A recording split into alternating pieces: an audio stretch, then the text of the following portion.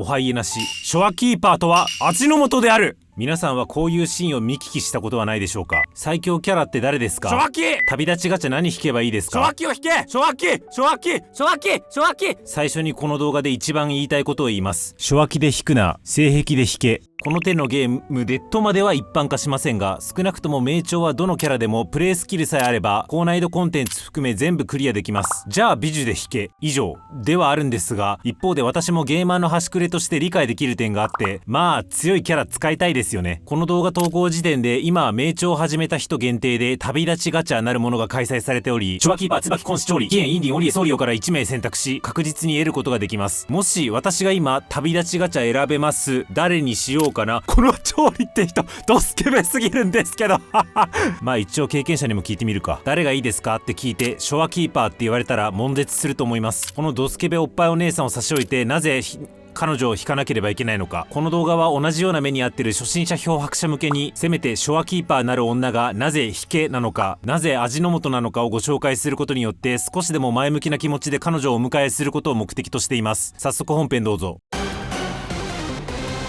家なしララチャンネル。彼女の味の素っぷりを理解するには、まずは名調のバトルシステムをざっくり理解した方が良いので簡単におさらい。名調は3人1パーティーで戦います。キャラを交代するときにパスする人が使ってくれる収装スキル、パスされた人が使ってくれる変装スキルを使いこなした方が強力である都合上、基本的には戦闘中も目まぐるしく3人をローテーションさせて戦います。各キャラ別にゲーム内で名に言われてはいませんが、なんとなくアタッカー、サブアタッカー、バッファー的な役割を持っていて、やっぱりゲーム中では名に言われてませんが、1パーティーを編成する3人もアタッカー、サブアタッカー、バッファーで組むことが多かったりします。で、このうちアタッカーとサブアタッカーなんですけど、アタッカーとサブアタッカーなら誰でも好きに組み合わせればいいかというと、性癖だけで言えばイエスなんですが、強く使いこなそうってモチベがあるならやっぱりキャラ同士の相性があります。相性を見極める取っかかりとしては大きく2種類、属性と攻撃の種類です。属性の方が分かりやすいと思っていて、名調には動画投稿時点で凝縮消熱、電動起動、解説消滅の6種類があり、同じ属性のキャラの方がより攻撃力を高められるという意味で相性が良かったりします。例えば調理とルパはどちらも消熱属性のキャラで、消熱パーティーの代表格なんですが、ルパも調理も次にバトンパスする人、あるいはチーム内全体の消熱ダメージを上げる効果を持つので、一緒に使うと強いっていうことです。一方で属性とは別に攻撃の種類によって相性が決まってきたりもしていて、例えばオーガスタとユーノ、オーガスタは電動属性でユーノは機動属性なので属性だけ見ると相違してるんですが、この2人も相性がとても良いです。なぜかというと、ユーノはバトンパスする時に使う収装スキルで次のキャラに銃撃ダメージをプラス 50% するというバフを明け渡します。銃撃ってのは通常攻撃ボタン長押しで発動する銃撃スキルのことですね。オーガスタは普通にスキルを回すとこの銃撃スキルによるダメージの割合が多くなります。ちょっとだけややこしいこと言うんですが、銃撃スキルによるダメージ割合が多いっていうのは微妙に不正確で、正確に言うとオーガスタは銃撃スキル以外の攻撃スキルも銃撃のダメージ扱いになったりするので、銃撃スキルのダメージ割合が多いというより銃撃扱いになるダメージの割合が多いっていうのが正確な表現です。この辺は初心者は気にしなくてよくて、言いたいのは銃撃ダメージを上げるユーノと銃撃ダメージ主体であるオーガスタは相性が良いということ。ここからわかる通り、電動や機動といった属性だけではなく、銃撃、音害といった攻撃の種類によってもキャラの相性が決まってくるということです。で、ホロタクティクスや逆境神道といった高難易度コンテンツでは、ステージ全体の効果として特定の属性あるいは特定の攻撃の種類にバフやデバフがかかったりするので、そこに備えるべくアタッカー、サブアタッカーの組み合わせは機動パーティーとか消滅パーティーとか銃撃主体のパーティーとか、そういう尖りごとに編成するのが一般的です。ここまでがアタッカー、サブアタッカーの話。じゃあバッファーはどうなのか。なんとなく話の流れで想像つくかもしれませんが、バッファーはぶっちゃけどこのパーティーに入れても役に立っちゃいます。例えばガチャがすり抜けた時の唯一の当たり枠とも言われるバッファーのベリーナ。ベリーナはチーム全体の HP を回復する能力やら、チーム全体のダメージを一定上げるバフ巻き能力やら、他の誰かが戦闘不能に至るダメージを受けた時にそのダメージを無効化する能力を持っています。今ご紹介した能力って例えば機動属性のパーティーにしか使えなさそうな能力でしょうか。いや、どう見てもどのパーティーにも使えそうな能力ですよね。その通りで、バッファー枠に収まるキャラは大体こういう汎用的な能力を持っているので、どの編成に突っ込んでも味わい深くなります。つまりこのゲームのキャラ、バッファーの時点でもう取り回しが良くてめっちゃ便利、ニーズが高いってなっちゃいます。で、この流れなら当然ですが、ショアキーパーはバッファーです。それもさっきご紹介した初心者用ガチャ、初秋バツバキコンシ調理、キエンインディンゴリソリオの中では唯一のバッファー。だから初秋引けになるんですね。これが初秋引けの正体の一つです。で、実はもう一つあって、今の話だとバッファーだから引けにとどまっており、例えるならバッファーは料理における調味料みたいなもんだから引けぐらいまでしか言ってません。調味料の中でも例えばベイパーとかホアジャオとか豆板醤ではなく、なぜ和洋中何にでも使える味の素レベルなのかというと、それもシンプルにバッファーの中でも強いからです。何が強いかというと、ボタン1ポチでの HP 回復能力、さっきベリーナのとこでも言った即死回避能力といったバッファーとしての基本的な能力を備えているのはもちろんですが、その上で希少な能力、クリティカル率アップのバフを与える能力を持っている点です。名称にはクリティカルとクリティカルダメージという似たパラメーターがあって、どっちもその名の通り、クリティカルはクリティカル発生率、クリティカルダメージはクリティカルが発生した時のダメージの伸び幅です。極端な話、クリティカルが 100%、クリティカルダメージが 1% なら、毎回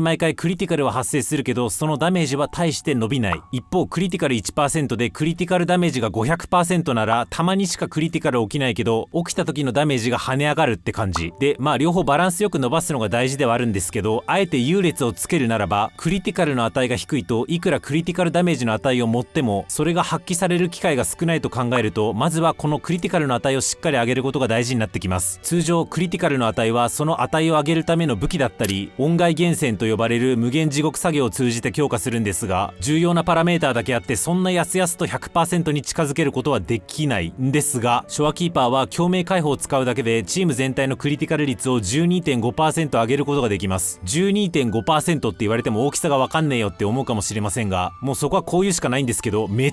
ちゃくちゃでかいです。しかも今回は言及しませんでしたが、クリティカル率だけではなくクリティカルダメージも上げるので、クリティカル発生しやすくもするし、発生した時のダメージもさらに上げるしで、パーティーの火力の底上げに大きく寄与します。やってればわかるんですが、大体どのキャラ育成しててもクリティカル率もっと欲しい、モチーフ武器もガチャしなきゃダメかな、課金だり厳選もっとやらなきゃダメかな、厳選用のチュナもレコードもねえんだが、レコード不足で課金するのだるすぎってなっちゃうところ、初秋いるしこのクリ率でいっかってなっちゃうのは非常に心強いです。ここまでの話を聞いていただければ、初秋が味の素である理由ももうお分かりですね。グツグツグツグツ、しゃ真心込めた豚汁味見してやりますか。ズズズズズ、あれ旨味がアドアストラパー、美味しい豚汁完成。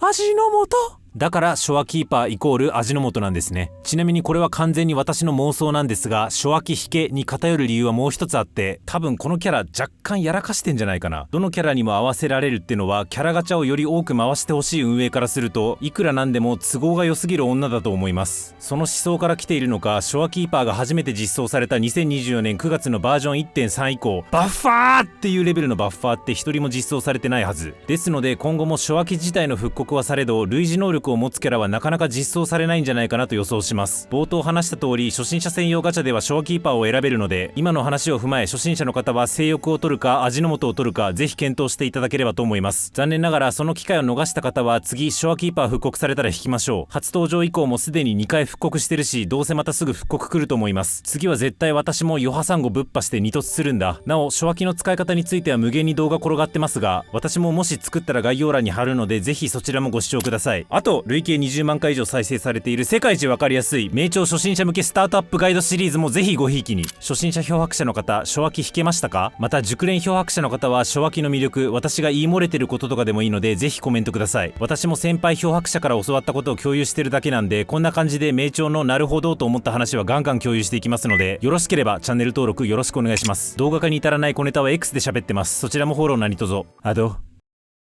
アストラおついえなし。